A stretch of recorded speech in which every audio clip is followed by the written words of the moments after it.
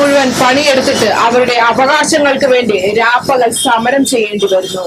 സെക്രട്ടേറിയറ്റിന് മുന്നിൽ ഈ ജീവനക്കാരുടെ രാപ്പകൽ സമരമാണ് അരങ്ങേറുന്നത്. നമുക്ക് അതിന്റെ തത്സമയ ദൃശ്യങ്ങളിലേക്ക് പോകാം.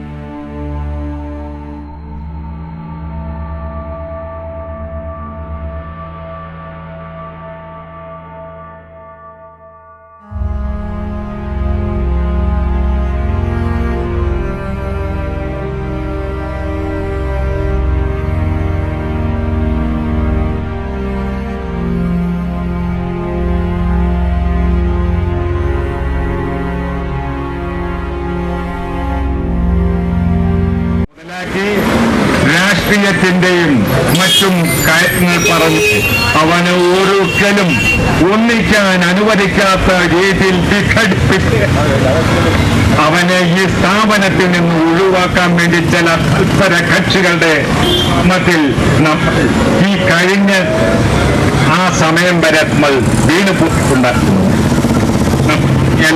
ജീവിച്ച് നമ്മൾ ആ അധികാരവർഗത്തോടെ ഒറ്റതിരിഞ്ഞ് നമ്മൾ പലവട്ടവും പ്രതിഷേധിച്ചെങ്കിലും അതിനെ അവർ തൃണവൽഗണിച്ച സാഹചര്യം നമുക്ക് കൂടി ബോധ്യപ്പെട്ട സാഹചര്യത്തിൽ ഇതിനകത്തുള്ള പ്രധാനപ്പെട്ട രണ്ട് യൂണിയനുകളായ CITUവിൽ അഫിലിയേറ്റ് ചെയ്ത കളക്ഷൻ ജീവനക്കാരുടെ സംഘടനയും AIBAയിൽ അഫിലിയേറ്റ് ചെയ്ത കളക്ഷൻ ജീവനക്കാരുടെ സംഘടനാ നേതാക്കന്മാരും ഈ യാഥാർത്ഥ്യത്തെ ഉൾക്കൊണ്ടുകൊണ്ട് ഒരു മേശയ്ക്ക് ചുറ്റൂരുന്നു നമ്മളുടെ വിഷയങ്ങളെ കുറിച്ച് കൂലങ്കുഷമായി ചർച്ച ചെയ്ത് വരും വിരായികളെ കുറിച്ച് ആലോചിച്ച് ഒരു തീരുമാനത്തിലെത്തി അധികാരവർഗം അത് ബാങ്കായാലും ഗവൺമെന്റ് ആയാലും നമ്മളോട് കാണിക്കുന്ന അനീതിക്ക് ഒരു പരിധിവരെ കാരണക്കാർ നമ്മൾ തന്നെയാണെന്നുള്ള യാഥാർത്ഥ്യം മനസ്സിലാക്കിക്കൊണ്ട് അതിനെതിരെ പോരാടാൻ ഈ വിഭാഗം ജീവനക്കാർ ഒറ്റക്കെട്ടായി അധികാരവർഗത്തിനെതിരെ പോരാടും എന്ന് ഉറക്കെ പ്രഖ്യാപിച്ചുകൊണ്ടാണ് ഈ കോർഡിനേഷൻ കമ്മിറ്റിയുടെ തീരുമാനമായ 2024 ഡിസംബർ 19, 20 തീയതികളിൽ നമ്മളുടെ ഭാവി നിർണയിക്കുന്ന അധികാര സ്ഥാനമായ ഭരണസിരാ കേന്ദ്രമായ ഗവൺമെന്റ് സെക്രട്ടേറിയറ്റ് പടിക്കൽ 24 മണിക്കൂറിലധികം സമയം രാപ്പകൽ സമരം നടത്തുവാൻ തീരുമാനിച്ചതും ആ തീരുമാനത്തെ സർവാത്മന ഉൾക്കൊണ്ടുകൊണ്ട് കേരള ബാങ്കിന്റെ എല്ലാ കളക്ഷൻ ജീവനക്കാരും എല്ലാവിധമുള്ള വിവരിക്കാനാവാത്ത ത്യാഗങ്ങൾ സഹിച്ച് ഇവിടെ എത്തിച്ചേർന്ന നിങ്ങളുടെ ഈ സമര പരിപാടി ആദരപൂർവ്വം ഇതിലേക്ക് സ്വാഗതം ചെയ്യുന്നു. ഞങ്ങൾ കേരള സംസ്ഥാന സഹകരണ ബാങ്കിലെ കളക്ഷൻ ജീവനക്കാരാണ്.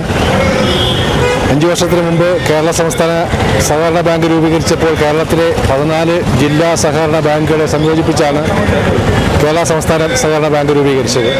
അപ്പോൾ ഞങ്ങൾ 40 മുതൽ 10 വർഷത്തിനകത്ത് സർവീസുള്ള ആൾക്കാരാണ് ഇതിലെ കളക്ഷൻ ജീവനക്കാർ. ഞങ്ങൾക്ക് തുടക്ക സമയത്ത് തിരിച്ച് അടയ്ക്കുന്ന കളക്ഷൻ്റെ 3% കമ്മീഷനാണ് ഞങ്ങൾക്ക് തരാനായിട്ട് പറഞ്ഞിരുന്നത്. തുടർന്ന് ഞങ്ങൾക്ക് തുറന്നു വന്ന സർക്കാരുകളുടെ കാലത്ത് ഇപ്പോൾ 1 ലക്ഷം രൂപ കളക്ട് ചെയ്ത് അടയ്ക്കുന്ന ജീവനക്കാർക്ക് വ്യവസ്ഥകൾക്ക് വിധേയമായി 6000 രൂപ കമ്മീഷൻ തരും.